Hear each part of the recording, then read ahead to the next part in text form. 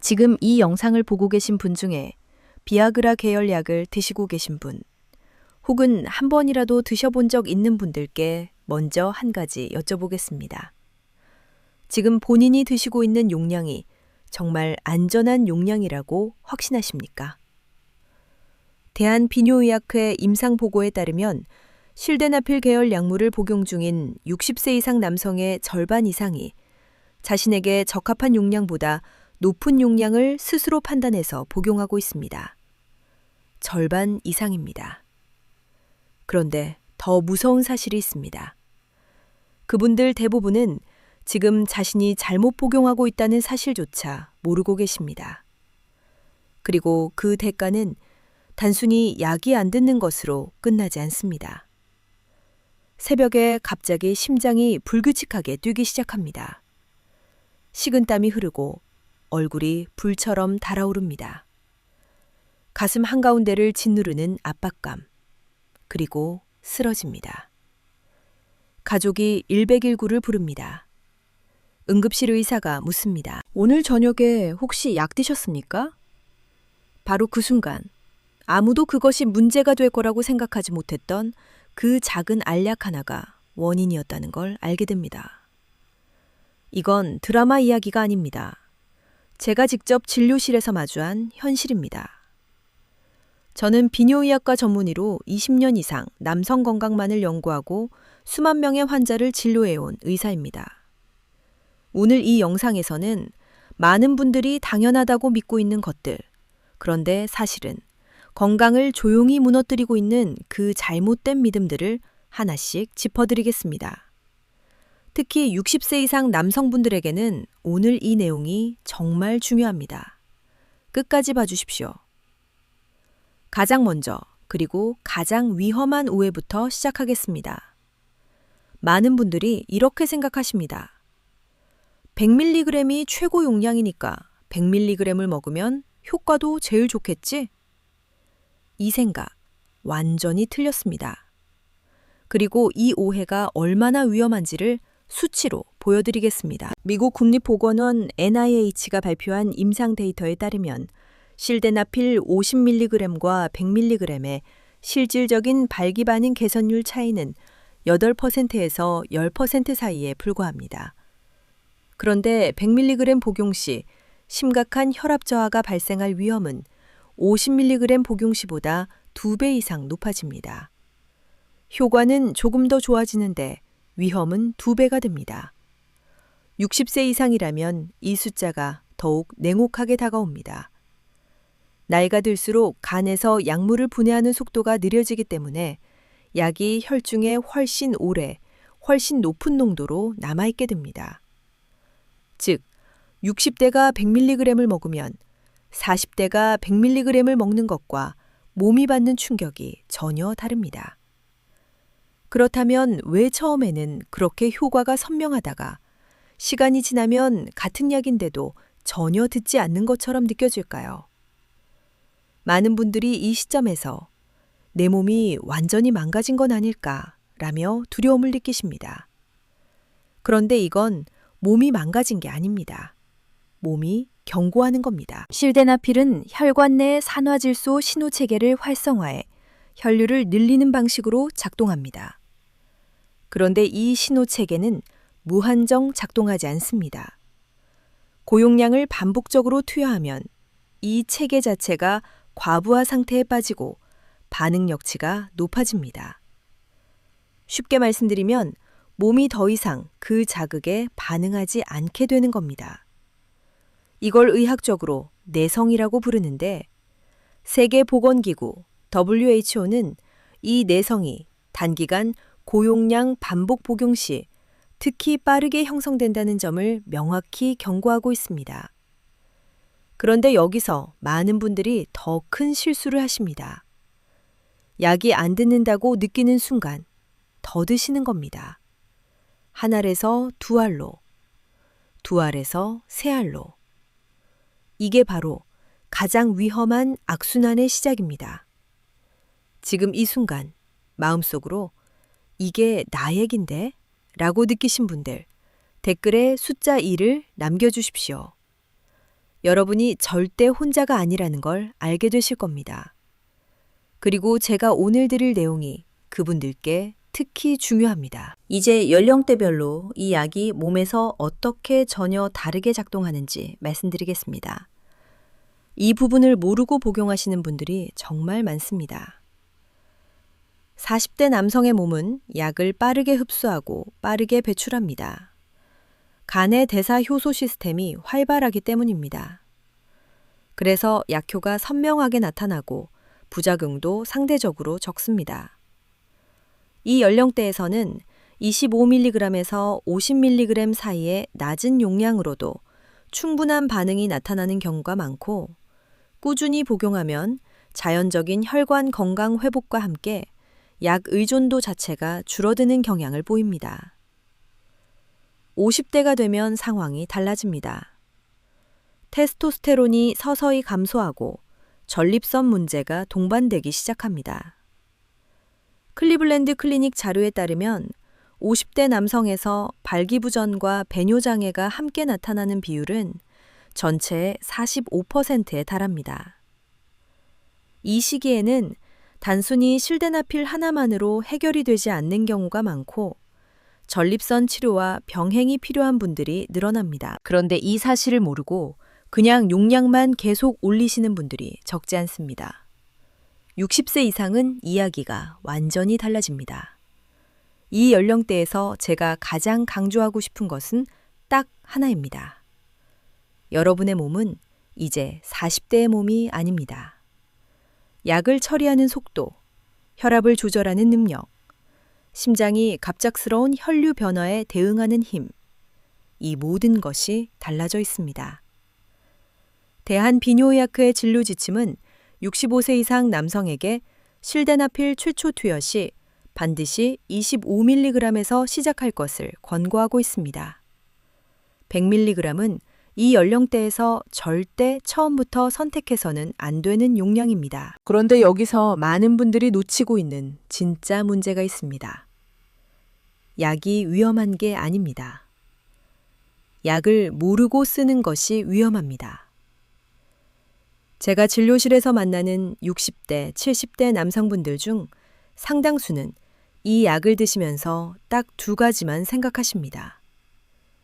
효과가 있냐, 없냐. 그게 전부입니다.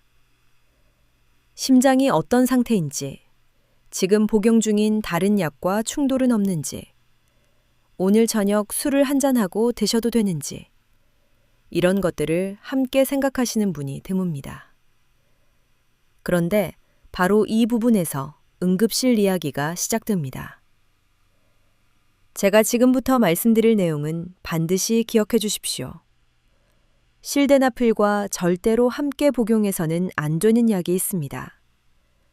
바로 니트로글리세린 계열의 협심증 치료제입니다. 협심증이나 관상동맥 질환으로 니트로글리세린 또는 이소소르비드 계열의 약을 드시고 계신 분들, 이 두 가지를 같은 날 함께 복용하면 혈압이 극도로 위험한 수준까지 떨어질 수 있습니다. 메이오 클리닉은 이 조합을 절대 금기, 즉 어떤 상황에서도 허용되지 않는 병용으로 명시하고 있습니다. 단 한 번이라도 함께 복용했다면 지금 당장 담당 의사와 상담하셔야 합니다. 전립선 비대증 치료제를 드시는 분들도 마찬가지입니다. 알파 차단제 계열의 전립선 약과 실데나필을 함께 복용하면 혈압이 급격히 낮아질 수 있습니다. 반드시 4시간 이상 간격을 두고 복용하셔야 하고 이 역시 반드시 의사와 상의하신 후 결정하셔야 합니다. 고혈압약, 당뇨약을 복용 중이신 분들도 단독으로 판단하시면 안 됩니다. 잠깐 여기서 한 가지 질문을 드리겠습니다. 혹시 본인이 드시고 있는 약의 목록을 지금 당장 말씀하실 수 있으십니까? 고혈압약, 당뇨약, 전립선약, 혈액순환제, 심장약. 이것들을 모두 정확히 파악하고 계십니까? 이게 귀찮고 복잡한 이야기처럼 들리실 수 있습니다. 그런데 이것을 파악하지 않은 채 실데나필을 복용하는 것은 브레이크가 어디 있는지 모른 채 고속도로에 진입하는 것과 같습니다. 그리고 지금 이 영상을 카카오톡이나 밴드에서 아버지, 남편 혹은 지인에게 공유해 주십시오. 이 내용이 단 한 분의 응급실 방문이라도 막을 수 있다면 그것으로 충분합니다. 이제 약이 간과 신장에 미치는 영향을 말씀드리겠습니다. 이 부분은 겉으로 증상이 잘 드러나지 않아서 더욱 무섭습니다. 간과 신장은 체내로 들어온 모든 약물을 처리하고 배출하는 장기입니다. 실데나필도 예외가 아닙니다. 문제는 60세 이상에서는 이 두 장기의 기능 자체가 이미 젊었을 때보다 상당히 저하되어 있다는 점입니다. NIH 국립노화연구소 자료에 따르면 신장 기능은 40세 이후 매년 약 1%씩 감소하며 70세가 되면 젊은 시절 대비 최대 40%까지 기능이 떨어질 수 있습니다. 간의 대사 효율도 마찬가지로 나이와 함께 지속적으로 감소합니다. 이 말은 무슨 뜻이냐면 60대 남성이 슬데나필을 복용하면 같은 용량이라도 약이 훨씬 오랫동안 혈중에 남아있다는 겁니다. 40대라면 4시간이면 빠져나갈 약이 60대에서는 6시간, 7시간까지 머무를 수 있습니다. 그 시간 내내 혈관은 확장 상태를 유지합니다. 심장은 더 많은 일을 해야 합니다. 혈압은 더 오랫동안 낮은 상태를 유지합니다. 그리고 그 시간 동안 몸이 버텨주지 못하면 문제가 생깁니다. 더 무서운 것은 초기 증상이 너무 평범하다는 겁니다. 좀 피곤한 것 같다. 소변색이 좀 달라진 것 같다. 밥맛이 없다. 이런 증상들이 나타날 때 대부분의 분들은 나이 탓으로 넘기십니다. 그런데 검사를 해보면 간 수치가 이미 위험한 수준까지 올라와 있거나 신장 기능이 상당히 저하되어 있는 경우가 있습니다. 겉으로는 아무렇지 않은 것처럼 보이는 그 시간 동안 몸 안에서는 조용히 손상이 쌓여가고 있었던 겁니다. 그렇다면 지금 이 약을 드시고 계신 분들은 어떻게 해야 할까요? 당장 끊으라는 말씀이 아닙니다. 그리고 이 약이 나쁜 약이라는 말도 아닙니다. 실데나필은 올바르게 사용하면 분명히 도움이 되는 약입니다. 유럽 비뇨기과 학회 가이드라인에서도 발기부전 치료의 1차 선택 약물로 PD5 억제제, 즉 실데나필 계열을 명시하고 있습니다. 문제는 약 자체가 아니라 용량과 빈도, 그리고 본인의 건강 상태를 무시한 채 스스로 판단하는 것입니다. 제가 60세 이상 환자분들께 드리는 원칙은 단순합니다. 첫째, 시작 용량은 반드시 25mg입니다. 대한비뇨의학회 진료지침이 명시하는 기준입니다. 100mg은 처음부터 선택지가 아닙니다. 둘째, 공복 상태에서 복용하십시오. 고지방 식사 후 복용하면 흡수율이 최대 29%까지 감소한다는 것이 임상적으로 확인된 사실입니다. 셋째, 하루 한 번입니다. 효과가 없다고 느껴서 한 번 더 드시는 것은 절대 안 됩니다. 넷째, 술과 함께 드시면 안 됩니다. 알코올은 혈관 확장 효과를 가중시켜 혈압을 위험 수준까지 낮출 수 있고 동시에 간에서 약물 대사를 방해해 부작용 발생 위험을 크게 높입니다. 한국 남성 문화 특성상 저녁 회식 자리에서 술 한잔 하고 나서 약을 드시는 분들이 적지 않습니다. 이것은 정말 위험합니다. 술과 실데나필의 조합은 단순히 효과를 떨어뜨리는 것이 아니라 심각한 심혈관 반응을 일으킬 수 있습니다. 회식 자리에서 드신 소주 2잔이 그날 밤 응급실로 이어질 수 있다는 사실, 절대 가볍게 보지 마십시오. 그리고 인터넷에서 구입한 약, 지인에게 얻은 약, 해외 직구로 들어온 약은 절대 복용하지 마십시오. 식품의약품안전처 발표에 따르면 온라인에서 유통되는 발기부전 치료제 중 상당수는 성분 함량이 표시와 전혀 다르거나 검출되어서는 안 되는 유해 물질이 포함된 불법 제품입니다. 어떤 제품은 실데나필 함량이 표시 용량의 2배 이상 들어있어 한 알만 먹어도 심각한 부작용이 발생할 수 있습니다. 반드시 의사의 처방을 받고 약국에서 조제된 정품만 복용하십시오. 이제 많은 분들이 가장 궁금해하시는 부분으로 넘어가겠습니다. 약을 줄이거나 끊고 싶은데 과연 자연적인 방법만으로도 가능할까요? 아니면 결국 평생 약에 의존해야 하는 걸까요? 제가 20년 넘게 진료하면서 직접 확인한 사실이 있습니다. 생활 습관을 제대로 바꾼 남성들은 약의 용량을 줄이거나 아예 필요 없게 되는 경우가 생각보다 훨씬 많습니다. 이건 희망적인 이야기를 드리려는 게 아닙니다. 실제로 데이터가 그렇습니다.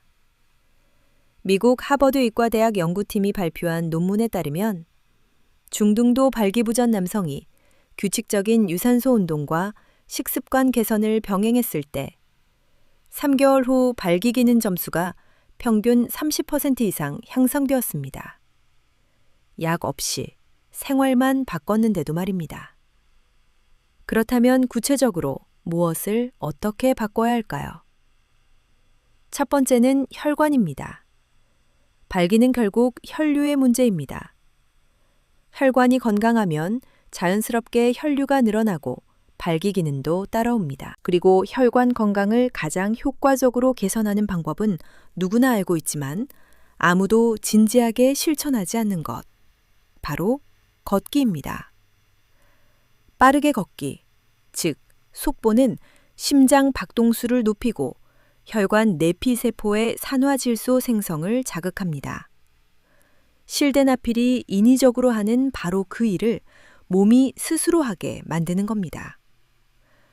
대한심장학회 자료에 따르면 하루 30분, 주 5번의 중강도 유산소 운동을 12주간 지속했을 때 혈관 내피 기능이 유의미하게 개선된다는 결과가 확인되었습니다.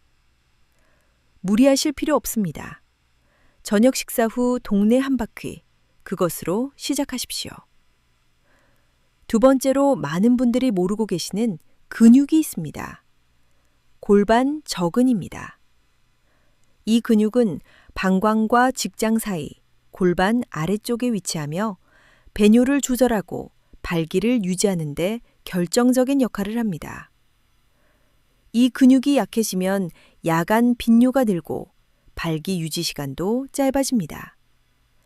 그런데 이 근육은 나이와 상관없이 훈련으로 강화할 수 있습니다. 영국 브리스톨 대학교 연구팀이 발표한 임상 결과에 따르면 골반 저근 운동, 즉 케겔 운동을 6개월간 꾸준히 실시한 남성의 40%가 발기 기능을 완전히 회복했고 33%는 뚜렷한 개선을 경험했습니다. 방법은 아주 간단합니다. 소변을 참을 때처럼 관략근과 골반 근육을 천천히 조이고 5초간 유지한 뒤 천천히 이완합니다. 이것을 한 번에 10회, 하루 3번 반복하십시오. 앉아서도 되고 누워서도 됩니다. 아무도 모릅니다. 지금 이 영상을 보시면서도 하실 수 있습니다. 세 번째는 식탁입니다. 한국 남성의 식탁을 보면 공통점이 있습니다. 삼겹살에 소주, 곱창에 막걸리, 회식 자리에 기름진 안주. 이런 문화가 나쁘다는 게 아닙니다. 다만 이런 식습관이 50대 이후 남성의 혈관을 얼마나 빠르게 망가뜨리는지를 알고 계셔야 한다는 겁니다. 동물성 포화지방은 혈관 내벽에 콜레스테롤을 쌓이게 하고 혈관을 좁힙니다. 혈관이 좁아지면 전신 혈류가 줄어들고 가장 먼저 영향을 받는 곳이 바로 음경혈관입니다. 음경혈관의 지름은 관상동맥의 절반도 채 되지 않기 때문에 동맥경화가 시작되면 심장보다 훨씬 먼저 반응이 나타납니다. 다시 말해 발기부전은 단순한 성기능 문제가 아니라 심혈관 건강의 조기 경고 신호일 수 있다는 겁니다. 실제로 존스 홉킨스 대학 연구에 따르면 발기부전이 있는 남성은 그렇지 않은 남성보다 향후 심근경색 발생 위험이 약 2배 높다는 결과가 보고되어 있습니다. 그렇다면 무엇을 드셔야 할까요? 등 푸른 생선입니다. 고등어, 삼치, 꽁치, 연어. 이 생선들의 풍부한 오메가3 지방산은 혈관 염증을 줄이고 혈관 탄력을 높입니다.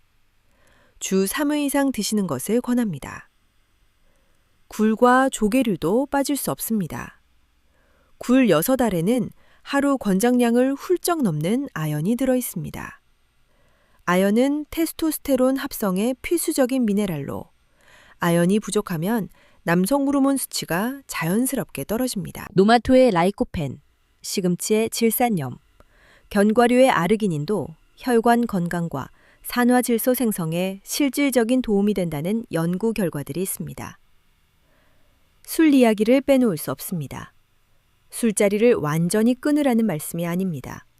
다만 알코올이 테스토스테론을 직접적으로 억제한다는 사실은 알고 계셔야 합니다. 세계보건기구 WHO는 하루 알코올 섭취량이 20g, 즉 소주 2잔 정도를 초과할 경우 남성 호르몬 균형에 부정적인 영향을 미친다고 명시하고 있습니다.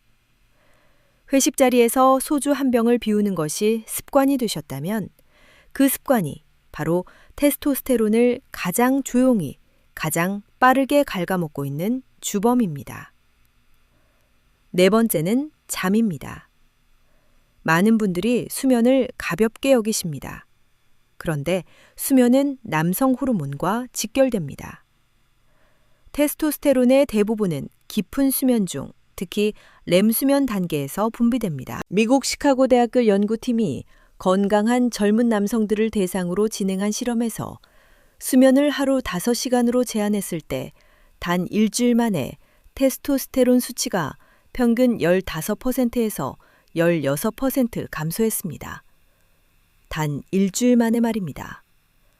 50대, 60대 남성이라면 이 수치가 더 가파르게 떨어질 수 있습니다. 반대로 매일 밤 7시간에서 8시간의 충분한 수면을 유지하면 테스토스테론이 안정적으로 분비되고 전반적인 에너지, 기분, 집중력이 함께 개선됩니다. 오늘 밤부터 1시간만 일찍 주무십시오. 이것이 어떤 영양제보다 강력한 남성 호르몬 부스터입니다. 5번째는 스트레스입니다. 한국 남성들, 특히 50대, 60대 분들은 평생을 일과 가족을 위해 달려오셨습니다. 쉰다는 것 자체를 사치처럼 느끼시는 분들도 많습니다. 그런데 스트레스가 지속되면 부신에서 코르티솔이라는 호르몬이 과다 분비됩니다. 코르티솔과 테스토스테론은 같은 재료를 놓고 경쟁합니다. 코르티솔이 높아지면 테스토스테론은 반드시 낮아집니다. 이것은 선택이 아니라 생리학적 법칙입니다. 해결책은 거창하지 않습니다. 하루 10분 야외 햇볕 아래 걷기. 저녁 식사 후 복식 호흡 5번. 잠들기 전 스마트폰 내려놓기. 배우자와 짧은 대화 나누기. 이 작은 습관들이 코르티솔을 낮추고 테스토스테론이 자연스럽게 회복될 수 있는 환경을 만들어줍니다. 지금까지 말씀드린 5가지, 운동, 골반적인 훈련, 식습관, 수면, 스트레스 관리. 이것들이 결코 새로운 이야기가 아니라는 걸 여러분도 아실 겁니다.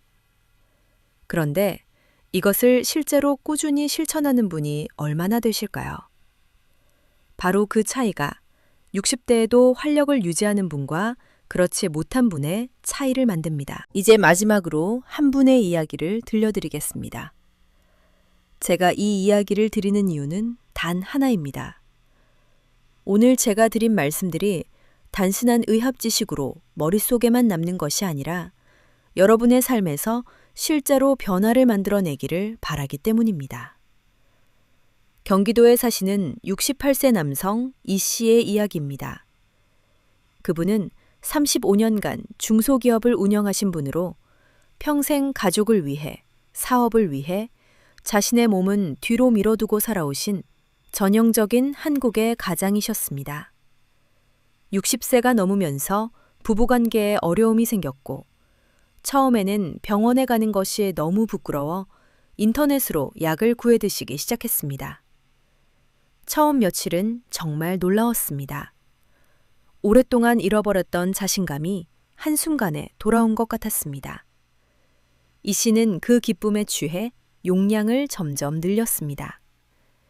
처음 25mg에서 50mg으로, 50mg에서 100mg으로, 그리고 효과가 줄어드는 것 같으면 하루에 2번 드시기도 했습니다. 그러던 어느 가을 저녁이었습니다. 가족들과 함께 저녁 식사를 마치고 방으로 들어간 이 씨는 갑자기 가슴이 조여들고 눈앞이 하얗게 변하는 느낌을 받았습니다. 심장이 너무 빠르게 뛰어 숨을 쉬기가 힘들었습니다. 쓰러지기 직전 그는 방문을 두드렸고 아내가 발견해 바로 응급실로 이송되었습니다.